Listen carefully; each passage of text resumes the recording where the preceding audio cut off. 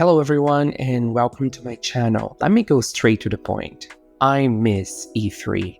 I miss nervous developers screwing up on stage while presenting their passion projects. And we're going to try to show you a little bit of what I'm talking about how you can play the game in co-op with yourself, essentially.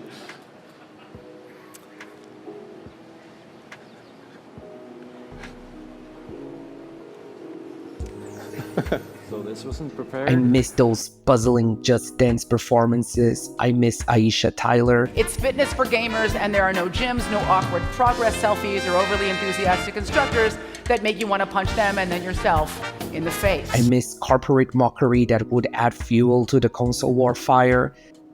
Thanks.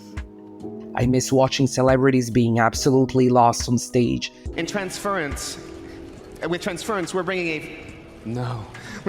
bringing a first-person exploration game. I miss being breathtaking, and I miss being lied to.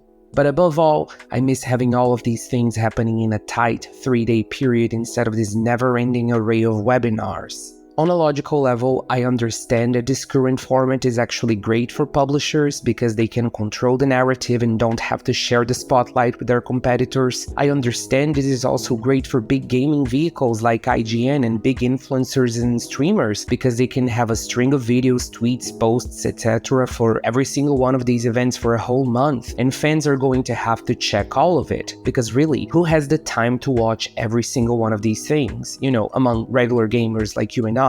Yep, no one.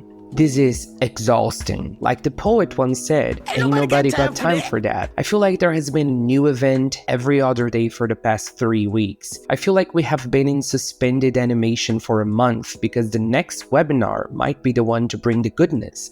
The next webinar might be the one with that new which will get people talking. So we can't really sit still. We gotta just wait for the next one. Watch it, get mildly amused by some games, really excited by one or two, and feel absolutely numb when it comes to everything else. And I'm not wearing rose-colored glasses here, E3 was the same damn thing. But like I said before, E3 was done for in a weekend, so we could move on with our lives and have a sense of closure. Know what we were looking forward to for the next year, and that was that. Now, we need a spreadsheet to keep up with everything that's going on, and there are so many mini-events that games sometimes will pop up multiple times, like that Ubisoft Star Wars game or the new Like a Dragon titles. I guess this is just a reminder that we need to try and control that FOMO instead of getting eaten alive by the rapid news cycles of gaming journalism. And I know I have to work on that, but I'm still a sucker for the mere possibility of a live splashy review. I'm not the biggest Final Fantasy VII fan out there. FYI, check my Final Fantasy ranking, it took forever to make. But watching the remake review live was incomparable.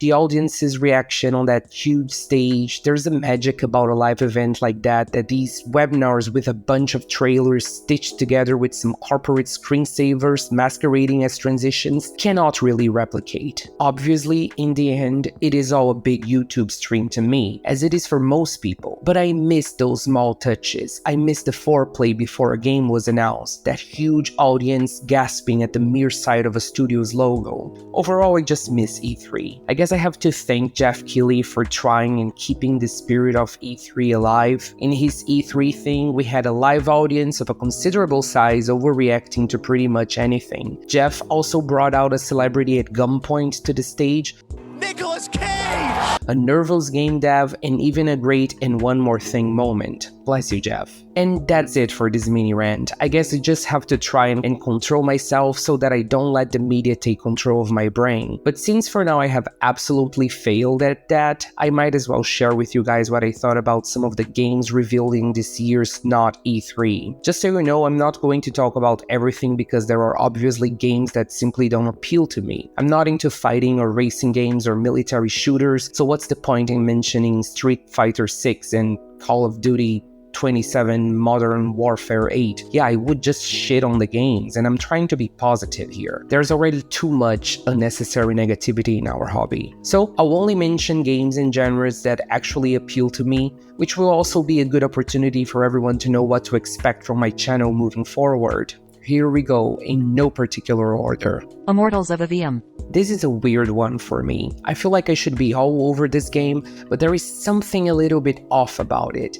It looks like a BioWare game, but not the old BioWare, you know, post-Andromeda BioWare, with some Forspoken sprinkles on top. I mean... Option A was to kill me? I know the description is pretty savage and I just said I didn't want to be mean, but I'm not completely dismissive of Immortals of Aveum just yet. It might be worth checking it out when it's on sale or something, let's wait and see. Metal Gear Solid Delta. To be honest, I'm more excited for the Metal Gear Remastered collection than for this Kojima-less remake. But I guess everything needs a remake these days and I'm obviously going to play this when it drops, so who am I kidding? Sword of the Sea. This comes from the minds behind Abzu and Journey, and it absolutely shows. That's a huge positive if you couldn't tell. I don't think Sword of the Sea is likely to be a day one purchase for me, especially because my spidey sense tells me this could be one of those day one PlayStation Plus releases Sony has been putting out every once in a while. And if that's the case, that's fine by me. Alan Wake 2.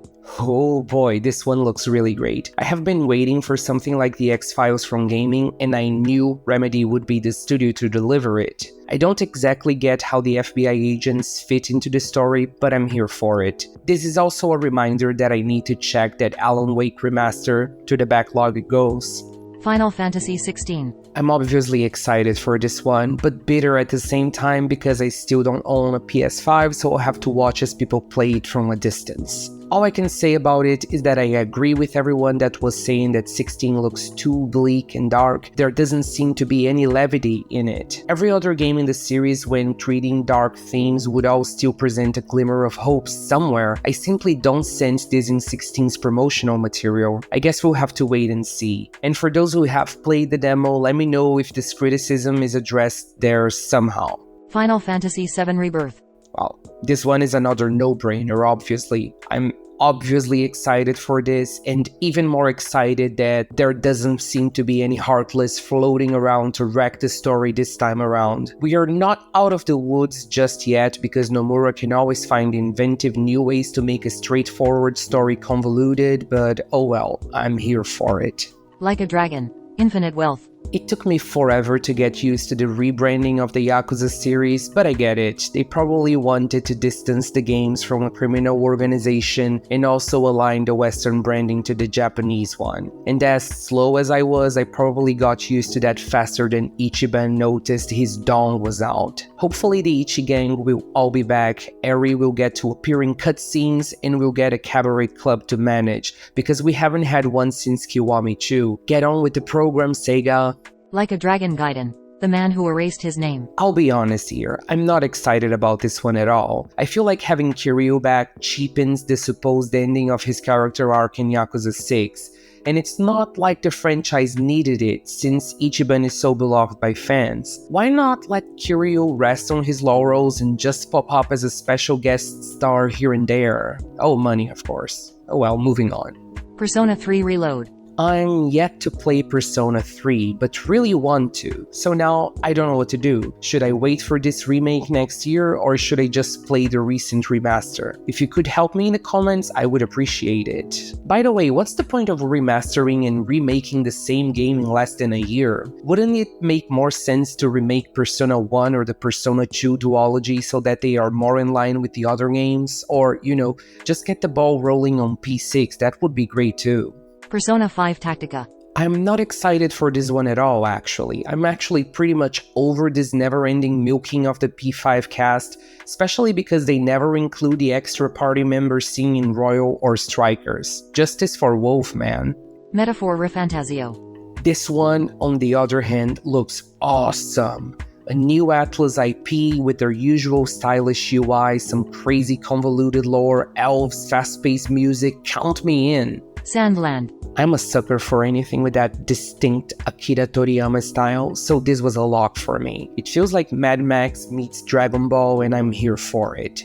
I still don't understand if Sandland is going to be an open world thing, a JRPG, a hack and slash, but I'm willing to put up with a lot of genres just to experience the aesthetics alone.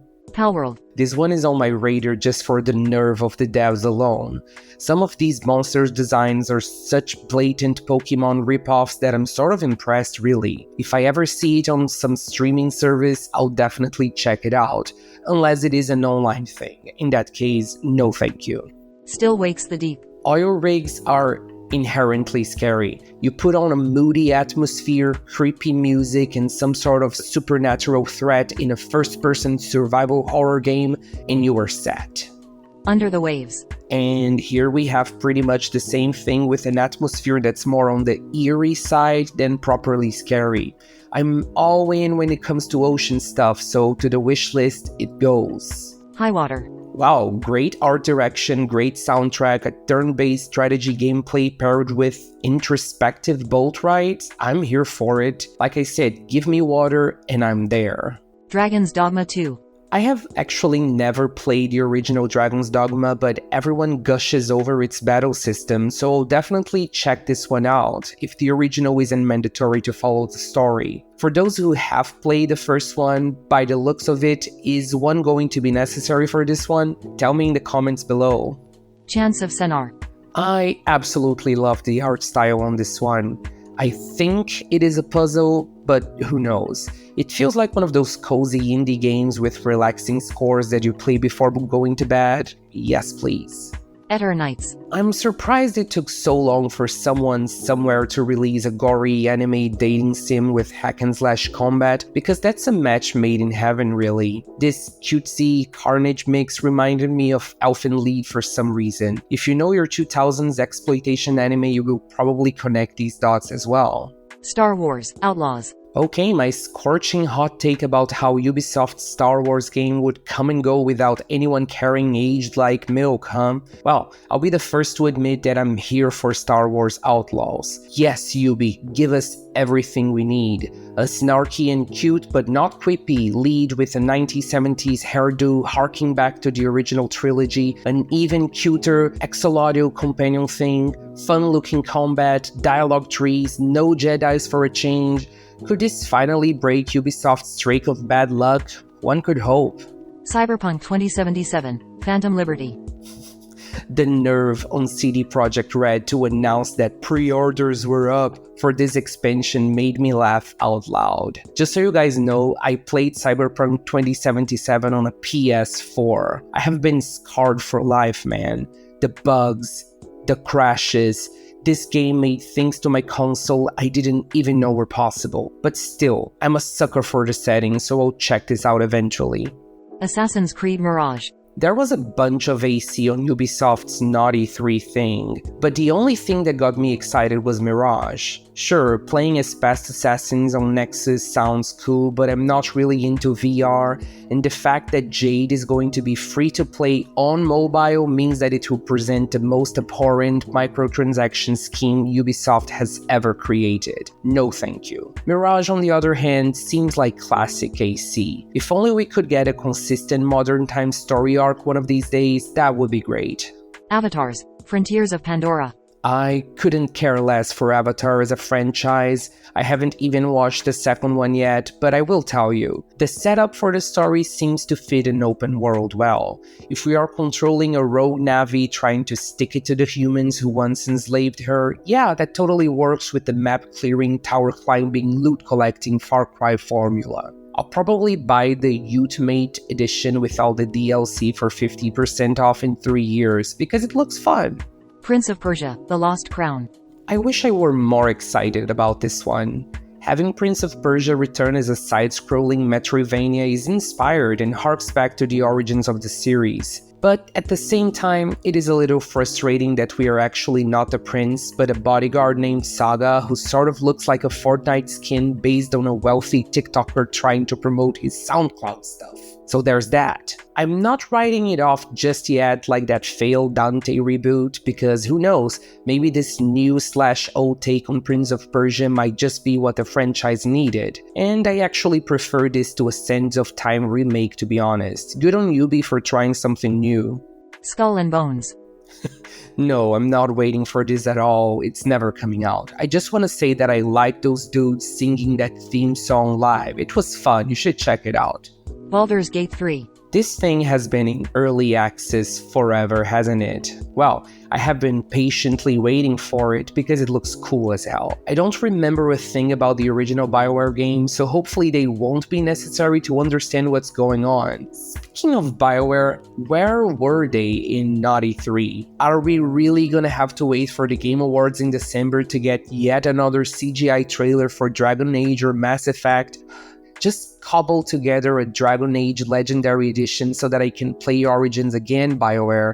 It keeps crashing on my PC, help me out here, BioWare. I've put up with so much. Cities Skylines 2. I absolutely adore the first City Skylines. It is my go-to cozy game. Whenever I feel like inflation is out of control and the economy is going to bury me alive, I just sit there, build a new city, and feel something that resembles control. I can't wait to feel all of that again with better graphics and hopefully some new mechanics as well. Spider-Man 2. I'm super excited for this, obviously. I just hope they don't force co-op on us. Let me have fun without social interaction. That's all I'm asking. Fable. Microsoft really announced this one too soon, didn't they? Because we went from a generic CGI trailer 3 years ago to a more fleshed out in-game cinematic trailer now. I don't think Fable is coming out anytime soon, but it does look fun, I will give them that. It's just hard to get excited for something that's obviously years away from release. Starfield. And here goes the hottest take of them all. I really don't care for Bethesda and their games. I tried out Skyrim and some Fallout game years ago and just thought the art design made the games look really bland, and their lore didn't really grip me. But hey, I'm a sucker for anything space related, so Starfield has my attention regardless of my indifference to Bethesda's previous titles. I'll just wait for a couple of years, and when all of the bugs have been squashed, I'll definitely check it out. And that's it. Do you miss E3, or are you doing just fine with all of these webinars? Let me know in the comments down below. Also make sure to like, subscribe, and tell me which upcoming game you are most excited about. And I'll see you when I see you.